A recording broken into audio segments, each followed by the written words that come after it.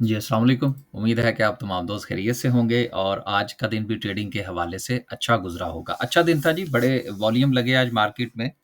Specific volume थे, लेकिन उसका फ़ायदा ये हुआ कि मार्केट में कुछ ट्रेडिंग की अपॉर्च्युनिटीज़ बनी। यकीनन आपने भी इससे फ़ायदा उठाया होगा।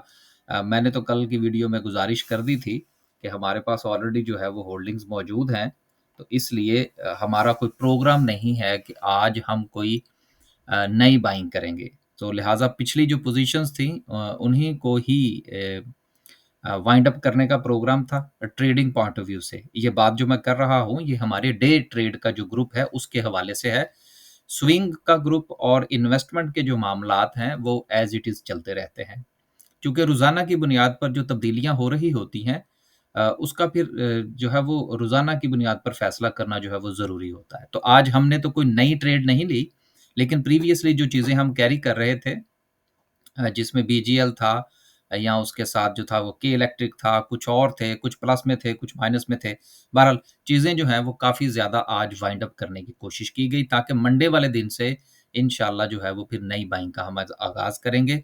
ये सारी बातें, सारी गुफ्तगू जो है वो हमारे डे ट्रेड के हवाले से है, जो हमारा डे ट्रेड का ग्रुप है। 556 पॉइंट्स जो हैं वो आज मार्केट ने लूज़ किए हैं। कैंडलस्टिक क्या कहती है इस पर इंशाल्लाह आगे चल के बात करेंगे। आज तो के इलेक्ट्रिक में बड़ा वॉल्यूम लगा जी, 166 बहुत अच्छा वॉल्यूम था आज। सर्किट ब्रेकर की बात करें तो माशाल्लाह से आज भी आपको 6 कंपनीज़ जो हैं वो अपर कैप में नज़र आ रही हैं। लोअर कैप की बात करें, सो अगेन एक अच्छी बात है कि कोई भी काबिल ज़िक्र कंपनी जो है वो हमें लोअर कैप में नज़र नहीं आ रही। सेक्टर वाइज़ बात करें तो कल भी आपसे यही गुज़ारिश की गई थी कि मार्केट में यकीनन मूवमेंट है।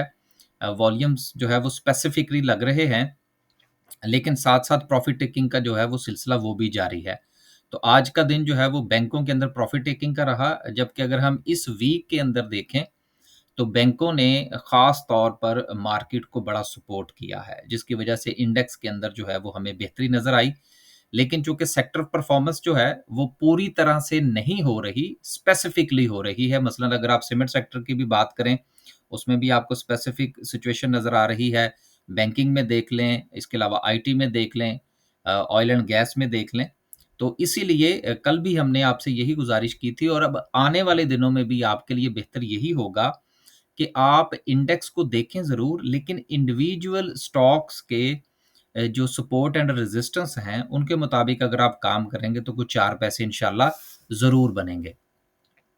सेक्टर में से अगर हम देखें तो कमर्शियल बैंक्स में प्रॉफिट टेकिंग रही, 217 पॉइंट्स लूज़ किए, फर्टिलाइज़र 170 पॉइंट्स, फिर उसके अलावा इन्वेस्टमेंट बैंक्स जिसमें एंग्रो की कल परफॉर्मेंस अच्छी थी, आज उसमें प्रॉफिट टेकिंग देखी गई।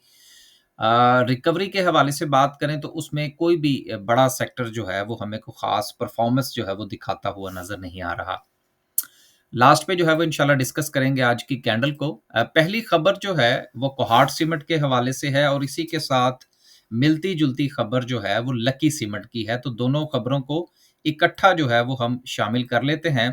जैसा कि आपको पता है कि इस वक़्त प्राइवेटाइज़ेशन का अमल जो है वो ज़ोरों-शोर से जारी है पीआईए का। और पीआईए में एक सबसे अच्छी बात ये हुई है जिसकी वजह से बहुत सारे लोग जो हैं वो अब इसकी प्राइवेटाइज़ेशन में बढ़-चढ़ कर हिस्सा ले रहे हैं।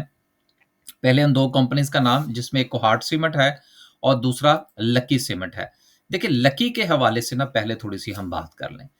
लकी सीमेंट जो है वो इटसेल्फ सिर्फ़ एक सीमेंट कंपनी नहीं है। ये समझ लीजिए कि जिस तरह से एंग्रो कॉर्पोरेशन या इसके अलावा कोई बड़ी जिसका सिर्फ़ कोई एक सोर्स ऑफ इनकम नहीं है, तो लकी का जो ग्रुप है बेसिकली अच्छा ग्रुप है, अच्छे काम करने वाले लोग हैं, ऑटोमोबाइल्स में भी हैं, दीगर भी इनके जो है वो पोर्टफ़ोलियो में चीज़ें मौजूद हैं।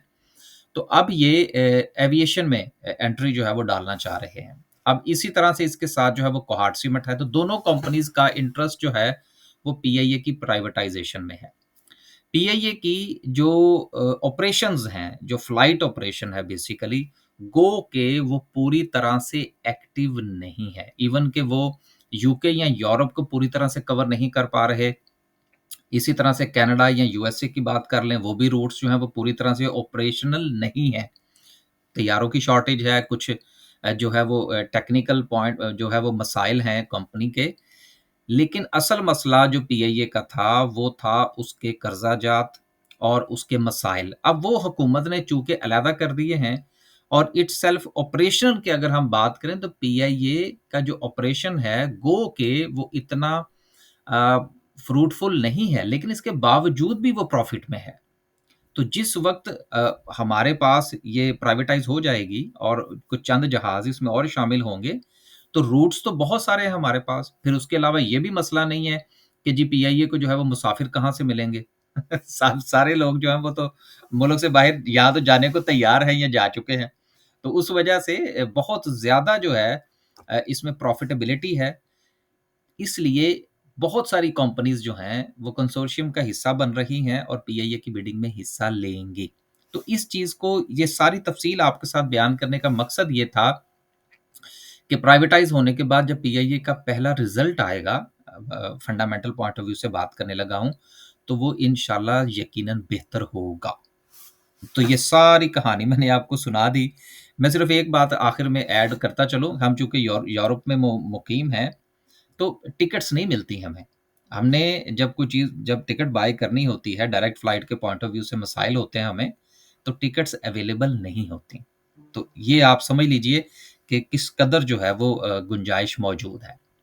तो दोनों खबरें जो हैं वो हमने इकट्ठी शामिल कर दी। आगे जो है वो माड़ी के हवाले से है। माड़ी की जो ज़ेली कंपनी है, आपको ये भी पता है कि माड़ी जो है ये अब शामिल हो चुके हैं माइन्स एंड मिनरल के अंदर और पाकिस्तान में इस वक़्त इसमें बड़ी तेज़ी के साथ काम हो रहा है। तो माड़ी की जो आगे ज़ैली कंपनी है उसका जॉइंट वेंचर हुआ है और बलूचिस्तान के चागी के मुकाम पर अपने मामलात जो हैं ये मज़ीद आगे लेकर जाना चाह रहे हैं। यही वजह है कि आज माड़ी के शेयर के अंदर आपको बेहतरी जो थी वो आती हुई महसूस हुई। गो कि ओवरऑल अगर आप सेक्टर की बात करेंगे ऑयल एंड गैस के अंदर तो कोई ख़ातिर-ख़्वाह आपको बेहतरी नज़र नहीं आई, लेकिन माड़ी के अंदर थोड़ी-सी मूवमेंट थी, उसके पीछे इस खबर का अमल दखल था। इसके साथ जो था वो अफ़गानिस्तान के हवाले से भी ये खबर जो है वो मीडिया पर चल रही है, फ़ॉरेन ऑफ़िस की मैं देख भी रहा था वहाँ पर वहाँ से भी जो है वो अपडेट्स मिली हैं कि अफ़गानिस्तान के जो साथ जो जंगबंदी है जी, वो अब हम ख़त्म करने जा रहे हैं और मामलात जो हैं वो मज़ीद ख़राब होंगे, कुछ मज़ीद फ़ाइट भी हो सकती है। लेकिन इसमें आप ये भी चीज़ ज़हन के अंदर रखें, ज़रा टाइम देख लें, कितनी बात हो सकती है। हाँ, इसमें आप ये भी चीज़ ज़हन के अंदर रखें कि देखिए इस वक़्त अफ़गानिस्तान के साथ मसला सिर्फ़ हमारा ही नहीं है। दुनिया के मसाइल जो हैं वो अब अफ़गानिस्तान के साथ लिंक हो चुके हैं। अक़वाम मुत्तहिदा की रिपोर्ट भी अगर आप देखेंगे, तो उसमें भी आपको ये चीज़ें जो हैं वो सामने आती हुई नज़र आती हैं। तो इसलिए उस खबर के साथ यकीनन थोड़ा बहुत लिंक तो हो सकता है, लेकिन ये कहना कि कोई फुल फ्लेज कोई बहुत बड़ी वॉर शुरू हो जाएगी, तो ऐसा नहीं है। वापस आते हैं जी पाक कतर जो फैमिली तकाफुल का आईपीओ है वो भी ओवर सब्सक्राइब्ड बाय 3.8% लोगों का बहुत इंटरेस्ट है जी इसके अंदर और ये इस्लामिक इंश्योरेंस है। मेरी राय जो है वो चूँकि आपको तो पता है कि मैं पूरी स्टॉक मार्केट में काम करता हूँ, माँ सिवाय 2 कंपनीज़ के, शिज़ान और मरी ब्रेवरीज़ के। इ इसकी यही वजह थी कि हमारा जो स्विंग का ग्रुप था और इन्वेस्टमेंट का जो ग्रुप था, उसमें हमने इस्लामिक केएमए का जो ग्रुप है, वो अलहदा कर दिया। क्योंकि लोग जो हैं वो इंटरेस्टेड होते हैं कि जी हमने चलें जैसा-तैसा भी है किसी कंपनी के साथ इस्लामिक का टैग लग जाता है, तो हमने सिर्फ़ उसी में काम करना है। तो हम उनके नज़रियात की जो है वो रिस्पेक्ट करते हैं, इसलिए हमने उनका ग्रुप ग्रुप अलहदा बना दिए हैं। अब लोग हमारे साथ जिस वक़्त राब्ता करते हैं दोस्त, वो कहते हैं जी कि हमने केएमआई में जो है वो सिर्फ़ काम करना है, तो हम उनको उस ग्रुप में शामिल कर देते हैं। लास्ट जो है उसमें पाकिस्तान के हवाले से जो कॉटन की जो पैदावार है, उसमें 1.25 1.23% जो है वो डिप नज़र आ रहा है। मेरा ख़्याल है कि ये सूरत-ए-हाल जो है वो आने वाले दिनों में थोड़ी बेहतर हो जाएगी। इसमें जो है वो उम्मीद की जानी चाहिए कि चूँकि हमारा जो मसला था सैलाब वाला, उसके बाद यकीनन ये मसाइल ज़रूर पैदा हुए हैं। लेकिन इस कदर डिप नहीं है कि जिसकी वजह से कोई बहुत बड़ा बहरान जो है या बहुत बड़ी इम्पोर्ट जो है, कपास के हवाले से हमें करनी पड़े और टेक्सटाइल का सेक्टर जो है मुतासिर हो। मेरा नहीं ख़्याल कि कुछ ऐसा होगा। डाटा जो है उसमें कुछ बहुत बड़ा फ़र्क नहीं है। लास्ट पे जो है वो डिस्कस करते हैं जी हलाल मीट के हवाले से हुकूमत पाकिस्तान जो है वो इसमें बड़े ज़ोर-ओ-शोर के साथ काम कर रही है और इसके ऊपर मैं पहले भी कई बार जो है वो गुज़ारिश कर चुका हूँ कि हमारे यहाँ जो हलाल गोश्त दस्तयाब है, उसकी पूरी दुनिया के अंदर बहुत डिमांड है। सिर्फ़ हमारे यहाँ मसाइल हैं। मसाइल क्या है कि हमारे यहाँ तो कुछ अरसा पहले तक हलाल अथॉरिटी ही नहीं थी, कि जो सर्टिफ़ाइड कर सके कि जो गोश्त है वो हलाल है और ये एक्सपोर्ट करने के काबिल है। तो ये बिल्कुल हमारे यहाँ रुझान नहीं था, ये तो अब आहिस्ता-आहिस्ता चीज़ें प्रोसेस में आई हैं और आने वाले दिनों में आप मज़ीद देखेंगे इसके ऊपर काम होता हुआ और इसका डायरेक्टली इम्पैक्ट हमारे पूरे के पूरे फूड सेक्टर पे आएगा। लिहाज़ा फूड सेक्टर के ऊपर नज़र रखिएगा। एक्सपोर्ट के ऑर्डर बहुत मिलेंगे मीट के हवाले से। राइट, लास्ट पे डिस्कस करते हैं जी आज की कैंडल को। एक चैनल जो है वो ड्रॉ कर ली है। अच्छा, मज़े की बात ये है कि अब ये ये चैनल आप बहुत सारे ये जो चैनल हमने ड्रॉ की है, ये बहुत सारे चैनल्स पर आप देखेंगे इंशाल्लाह आने वाले दिनों में। तो ये होता है जी, चीज़ें जो है वो लोग एक-दूसरे से जो है वो सीखते हैं, हम भी सीखते हैं। तो ये चैनल अब आपको जो है वो हर जगह पे डिस्कस होती हुई इंशाल्लाह नज़र आएगी, छोटे टाइम फ्रेम के ऊपर भी और बड़े टाइम फ्रेम के ऊपर। तो छोटे टाइम फ्रेम पर जो है मार्केट अपने अप ट्रेंड के अंदर है और कल जो था वो हमने आपसे ये गुज़ारिश की थी कि मार्केट ने के पास जो मेजर सपोर्ट थी, जो कि 1,17,000 का ज़ोन था, उसके ऊपर मार्केट ने क्लोजिंग दी थी। तो हमने आपसे ये गुज़ारिश की थी कि मार्केट जब तक अपने इस साइकोलॉजिकल लेवल के ऊपर है, तब तक तो परेशान होने की ज़रूरत नहीं है। जैसा कि मैंने आपसे पहले गुज़ारिश की कि मार्केट में स्पेसिफिक मूवमेंट आ रही है। कोई भी बड़ा शेयर यूबीएल हो गया, मीज़ान बैंक है, एफएफसी है, एंग्रो है, सिस्टम तो ख़ैर शायद इतना शायद इम्पैक्ट ना क्रिएट करे, लकी है। इनमें से किसी के अंदर भी थोड़ी-सी अच्छी मूवमेंट आती है तो इंडेक्स में आपको स्टेबिलिटी नज़र आ जाएगी। लेकिन बेहतर ये है कि आप अपने इंडिविजुअल स्टॉक्स के हवाले से प्लान करके चलें। प्लान के हवाले से मैं एक दोस्त जो थे अब क्लोजिंग रिमार्क्स तो वो मेरे साथ जो था वो पोर्टफोलियो डिस्कस कर रहे थे। तो अक्सर जब बात करते हैं तो ये पता चलता है कि आपने ट्रेड तो प्लान की होती है, लेकिन स्टॉप लॉस लेते भी हैं, लेकिन उसके एग्ज़ीक्यूट होने से पहले लोग जो हैं वो उसमें से एग्ज़िट कर जाते हैं। जिस तरह से फ़र्ज़ करें, मैं इसी की बात कर लेता हूँ।